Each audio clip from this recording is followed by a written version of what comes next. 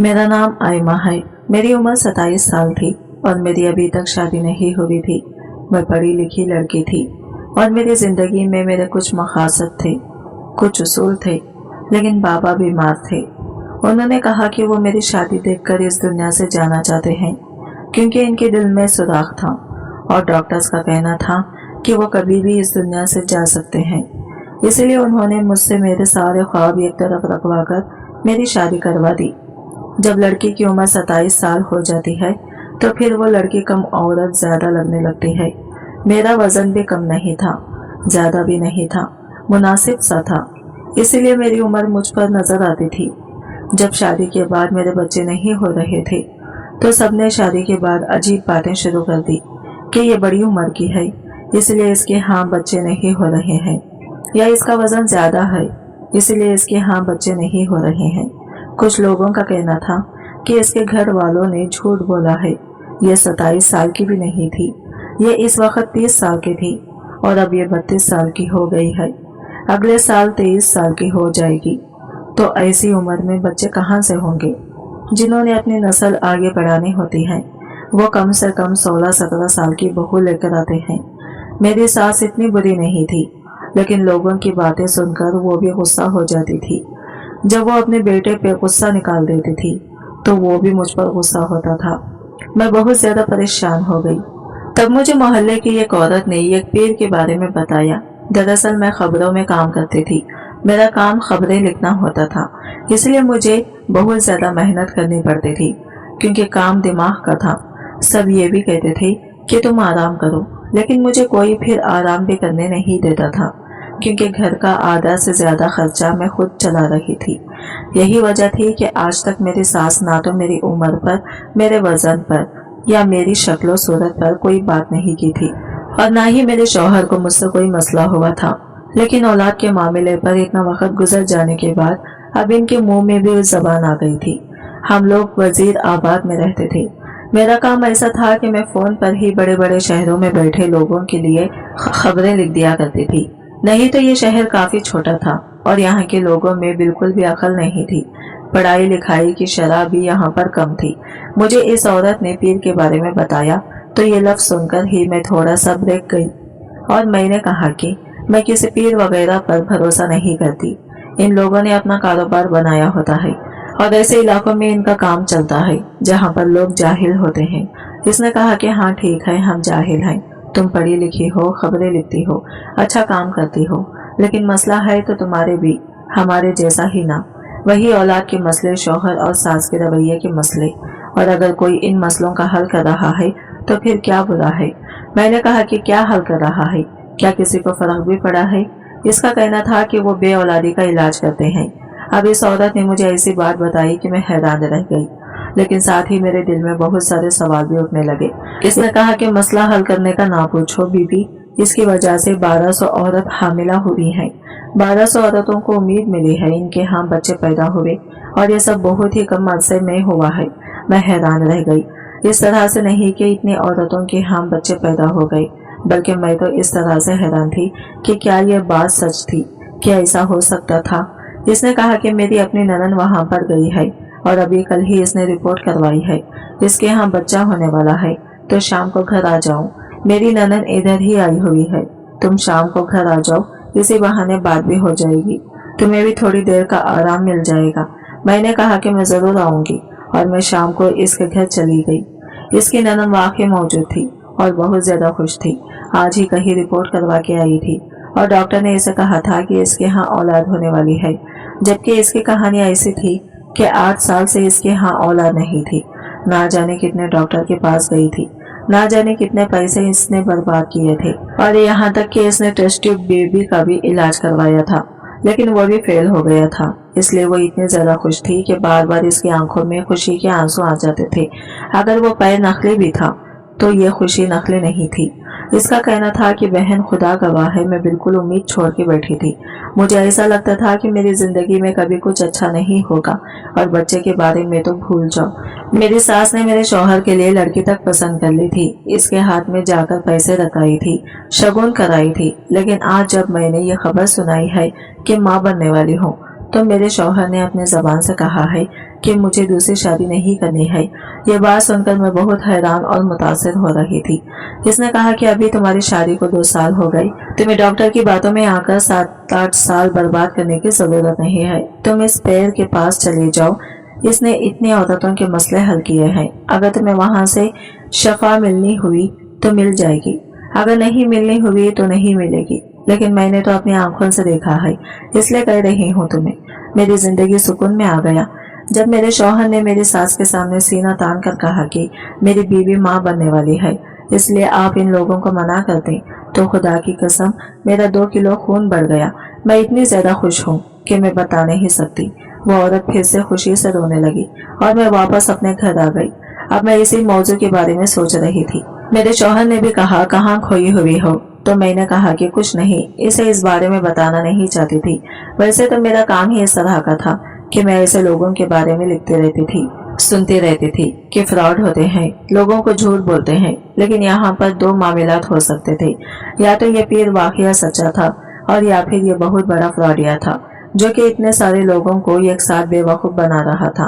और ये कोई छोटी बात नहीं थी।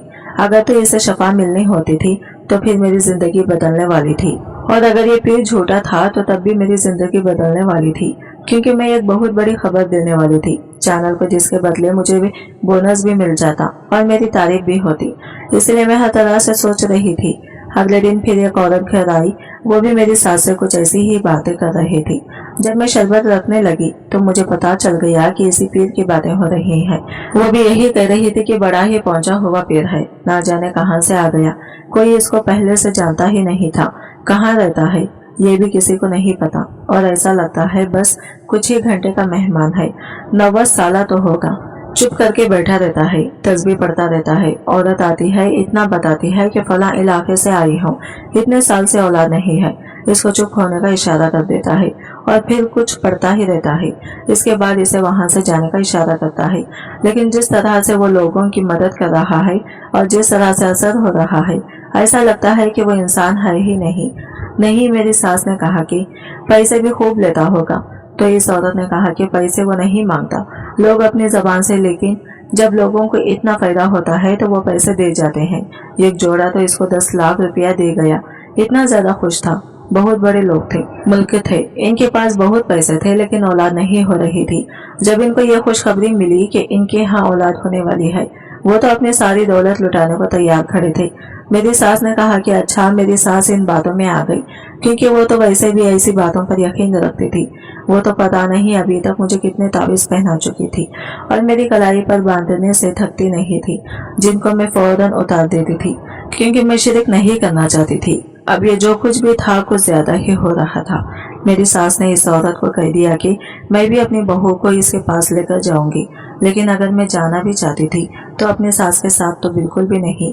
इसीलिए जब उन्होंने मुझसे ये बात की तो मैंने साफ इनकार कर दिया। मैंने कहा कि जब औलाद होती होगी तो हो जाएगी, वैसे भी औलाद मर्द के नसीब में होती है, औरत के नसीब से नहीं। और मेरे नसीब से तो आपके बेटे की नौकरी भी बढ़ गई है, उसे बोनस भी मिल गया। इस घर में पहले से ज्यादा पैसे आए हैं, बल्कि मैं खुद भी इस घर में पैसे लेकर आ रही हूँ। औलाद इसके नसीब से होती है, अगर इसके नसीब में होगी तो हो जाएगी, अगर इसके नसीब में होगी तो वो मुझसे हो जाएगी, नहीं तो किसी से भी नहीं होगी। मेरी सास तो हैरान रह गई, क्योंकि ये सच है कि आज मैं पहली दफा बोली थी और मैंने कोई बदतमीजी तो फिर भी नहीं की। अगर मेरी सास के सामने बोलना ही बदतमीजी थी, मुझे तो ये बात समझ नहीं आती कि ये सास ननन अपने आप को क्या किसी रियासत की मलिका समझती हैं, जिनके सामने से बोलना भी गुस्ताखी हो जाती है। उन्होंने कहा कि तेरी जबान तो खींची की तरह चल रही है, लड़की तूने खुद को समझ के रखा है। मैंने तेरे से तेरे फायदे की बात क्या कर दी? तूने मुझे आगे से 10 बातें सुना दी कि औलाद तो बेटे के नसीब से होती है, तो फिर मैं अपने बेटे का नसीब इस घर में लेके आऊंगी और मुझे इसके नसीब का हिस्सा नहीं रहने दूंगी। मैं इसके बाद कुछ नहीं बोली। मैंने कहा कि आप जो मर्जी कर लीजिएगा, मुझे कोई परवाह नहीं है, मैं आपकी बात नहीं मानने वाली हूँ, मैं शिर्क नहीं करूंगी। मैं वाकई ऐसा कुछ नहीं करने वाली थी। अगर मैं वहां जाती भी तो मैंने एक रिपोर्टर बन के जाना था, एक ऐसी औरत बनकर नहीं जो मसाइल में घिरी हुई थी।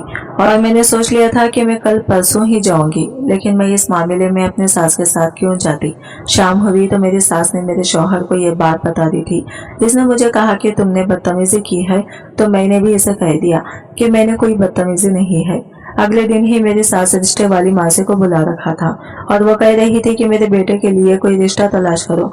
मैं जब तैयार होकर घर से निकली तो वो वहीं पर बैठी थी। यही बातें हो रही थी, लेकिन मैंने कोई परवाह नहीं की, क्योंकि जो कुछ भी किस्मत में लिखा होता है वही होता है और इसके पीछे अल्लाह की मर्जी होती है, इन लोगों की मर्जी नहीं होती। मुझे बस आज अपने काम पे जाना था। मैं इस प्रोजेक्ट पर जा रही थी जिसमें मेरे दिल में कोई शिरक नहीं था। मैं घर से साथ बुर्का पहनकर ही निकली थी, क्योंकि मैं अपनी शक्ल दिखाना नहीं चाहती थी।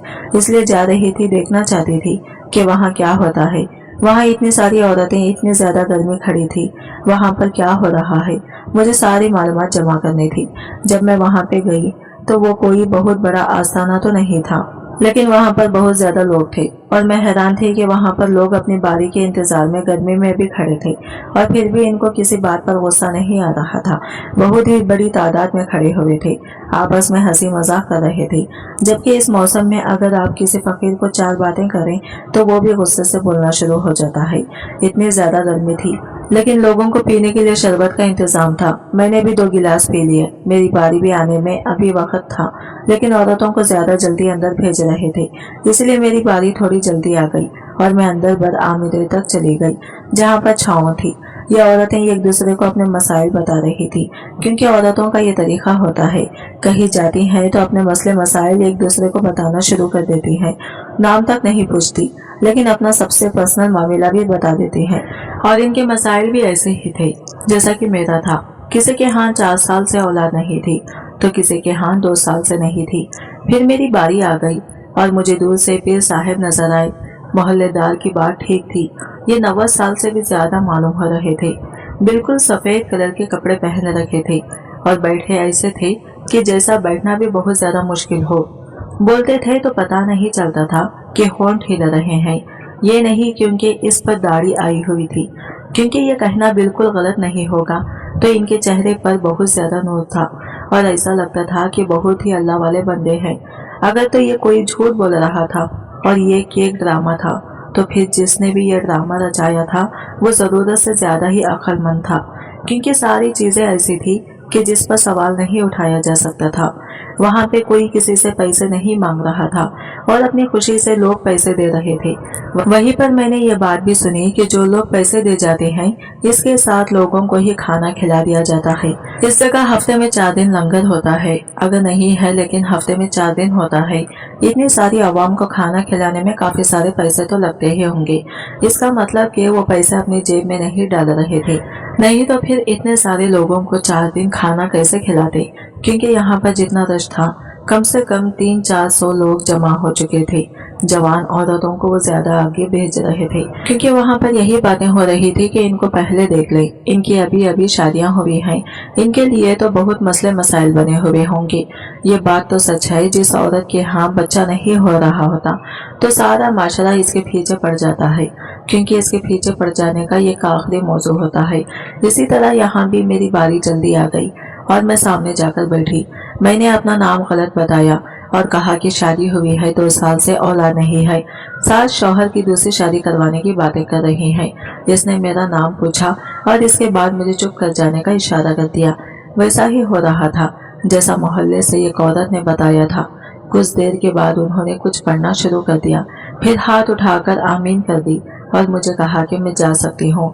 मैं हैरान रह गई थी कि बस इतना ही तो एक औरत ने कहा है कि अल्लाह सब ठीक करेगा, बेटा अब तो अपने घर चले जाओ और दोबारा अगर खुशखबरी मिल गई तो बताने के लिए जरूरी आना।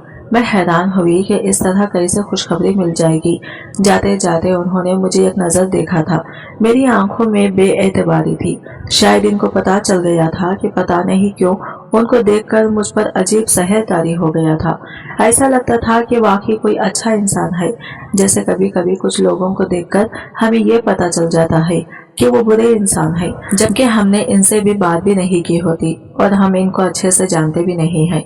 हमने इनका बुरा रूप नहीं देखा होता, लेकिन फिर भी हम पहचान जाते हैं। इसी तरह शायद अच्छे लोग भी पहचाने जाते हैं। ये इंसान मुझे अच्छा लग रहा है, पर मुझे ये भी लग रहा था कि मैं इस माहौल में आ गई हूँ तो शायद मुझ पर भी असर हो गया, क्योंकि मैं भी तो ये काम इंसान नहीं हूँ। जब इंसान को एक से वो मुसीबत पड़ती है तो वो फौरन ही ये कहना शुरू कर देता है कि मुझ पर किसी ने जादू करवा दिया है। और जब लोगों को ये बताया जाता है कि फलां के पास जाओ, मुझे फायदा हुआ तुम्हें भी होगा, तो इसका दिमाग खराब हो जाता है। ये सब कुछ हो जाता है।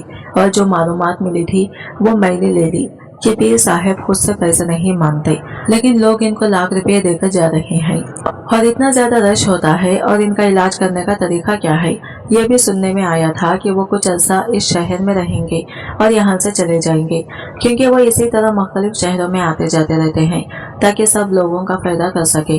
वापस अपने घर आ गई और दिन इसी तरह गुजरने लगे। आगे हमारी शादी की सालगिरह पर मेरे शौहर ने मेरे लिए तोहफा लिया था और मेरी सास का कहना था कि इसको सर ना चढ़ाओ, तुम्हें इससे क्या मिलता है, बल्कि तुम इसका खर्चा भी बंद कर दो। इसने तुम्हें कौन सा औलाद दी है जो इसको खर्चा दे रही है, जबकि इसको ये पता ही नहीं था कि मेरा शौहर मुझे खर्चा देता ही नहीं था। खैर दिन इसी तरह से गुजरने लगे और एक दिन मेरी तबीयत अचानक से बहुत खराब हो गई। डॉक्टर के पास गई तो इसने ऐसी खबर सुनाई कि मेरे कदमों तले से जमीन निकल गई। इसने कहा कि तुम माँ बनने वाली हो। मैं हैरान रह गई कि ये सब कुछ क्या हो गया। क्या वाकई इस पीर की दुआ की वजह से हुआ था या ये सिर्फ एक बहुत बड़ा इत्तेफाक था। मैंने यह बात अपने शौहर को बताई तो वह हैरान था और बहुत ज्यादा खुश था। मेरी सास का भी मुंह बंद हो गया था, बल्कि अब तो वो मुझसे बहुत मोहब्बत कर रही थी। कह रही थी कि देर से आ रही है पर खुशखबरी तो आ रही है, और लोगों की तो 10 साल बच्चे नहीं होते, तुम्हारी तो सिर्फ 2.5 साल ही हुए थे। मेरा बहुत ख्याल रखती थी और काम तो मेरा वैसे ही घर बैठकर करने वाला था, इसलिए मुझे कोई मसला नहीं होता था। लेकिन अभी भी हैरान थी कि ये सब कुछ क्या हो रहा है, ये कैसे हो गया। एक दिन मैंने फैसला किया कि शौहर के साथ वहां पर जरूर जाऊंगी और पता करूंगी कि उन्होंने ये सब कुछ कैसे किया है। दरअसल इसमें एक बात ये भी थी कि 5 में से 4 डॉक्टर ने मुझे ये कहा था कि मैं कभी माँ नहीं बन सकती हूँ। सिर्फ एक डॉक्टर ने कहा था कि उम्मीद है और इसी डॉक्टर से इलाज करवा रही थी। और ये बात मैंने किसी को भी नहीं बताई थी, ना अपने शौहर को ना सास को। इसलिए जब मुझे मेरी सास ने कहा कि तुम्हें साथ ले जाऊंगी तो मैंने इनकार कर दिया था, और सिर्फ ये देखने के लिए कि वहाँ हो क्या रहा है, क्योंकि मुझे पता था कि मेरे साथ कोई मौजज़ा होने वाला नहीं है। लेकिन अब मैं बिल्कुल भी समझ नहीं पा रही थी कि ये सब कुछ कैसे हो गया। मैं दोबारा डॉक्टर के पास गया। इसने कहा कि तुम माँ बनने वाली हो, इसमें कोई शक नहीं है। मैंने तुम्हें कहा था कि थोड़ी बहुत उम्मीद है। इसमें 2-3 हफ्ते तक इंतजार करती रही और डॉक्टर के पास गई। इसने कहा कि तुम्हारा बच्चा बिल्कुल ठीक है और एक सेहतमंद हमल है। अब तुम्हें परेशान होने की जरूरत नहीं है, क्योंकि अब कोई मसला होने वाला नहीं है। बच्चा नशोनुमा की तरफ जा रहा है। अब तो मैं बिल्कुल हैरान थी और अपने शौहर को ये सब बता दिया। यानी ये ऐसा ही था कि जैसे मैं एक बांझ औरत थी जिसको सिर्फ एक डॉक्टर ने ये कहा था कि वो माँ बन सकती है, और सिर्फ वहाँ पर जाकर 2 मिनट बात करने से मुझे ये खुशखबरी मिल गई थी। पूरी तरह से हैरान थी। वहाँ पर गई तो वहाँ पर और भी लोग इसी तरह की कहानियाँ लेकर बैठे थे। मैंने पीर साहब को देखा तो मुझे बहुत ही अजीब सा महसूस हुआ था कि जैसे वाकई इनके अंदर अच्छाई की ताकत है। हम लोग दोबारा से अंदर चले गए और मैंने इनकी यह खिदमतगार को एक बात बताई, और ये बात भी बताई कि मुझे डॉक्टर ने मना कर दिया। इसने कहा कि तुम तो रोज इसी तरह की कहानियां सुनते रहते हैं, जगह जगह जाते हैं, वहाँ पर यही होता, इसलिए हम लोग ज्यादा हैरान नहीं हैं। मैंने कहा कि फिर ये सब कुछ हुआ कैसे। फिर उन्होंने कहा कि पीर साहब सिर्फ दुआ करते हैं, ना तो कोई दवाई देते हैं, ना ही किसी से पैसे लेते हैं, ना ही कुछ खाने को या लगाने को देते हैं। ये तो अल्लाह भी कहता है कि जब किसी के लिए दिल से दुआ की जाती है और आपको भी इससे कोई मतलब नहीं होता तो वो दुआ जरूर कबूल होती है। इसी तरह इनकी ये दुआ कबूल हो गई और आप लोगों का मसला हल हो गया। इसका मतलब कि वो झूठा नहीं था। वो झूठे होते तो हजारों लाखों क्या करोड़ों रुपये भी कमाते। और अगले ही दिन वो इस शहर से चले गए और दोबारा कहाँ गए किसी को नहीं पता। पर मेरी जिंदगी बिल्कुल ही बदल गई। मेरी सास अब मुझसे मोहब्बत करने लगी और शौहर का रवैया मेरे साथ मजीद अच्छा हो गया, और अल्लाह ने मुझे प्यारे बेटे से नवाजा, जिसके बाद इस घर में मेरी इज्जत भी बढ़ गई और मेरी पीठ पीछे होने वाली बातें भी खत्म हो गई। सब कुछ ठीक हो गया था। मेरी जिंदगी में हर दफा लोग झूठे नहीं होते। हर दफा कोई आपसे फायदा नहीं उठाना चाहते हैं। कभी कभी किसी की भी दुआ आपको लग जाती है। मैंने अपनी जिंदगी के इस वाकये से यही सीखा है कि हमेशा लोगों के लिए अच्छा बोलो, इनकी दुआएं देते रहो, क्योंकि कोई पता नहीं कौन सा वक्त कबूलियत का होता है। आज की वीडियो कहानी आपको कैसी लगी कमेंट करके जरूर बताएगा, और वीडियो अच्छी लगी है तो लाइक शेयर जरूर कीजिएगा, हमारे चैनल को सब्सक्राइब करें फ्रेंड्स। मिलते हैं अगली नई वीडियो के साथ, तब तक के लिए बाय बाय, टेक केयर, अल्लाह हाफिज।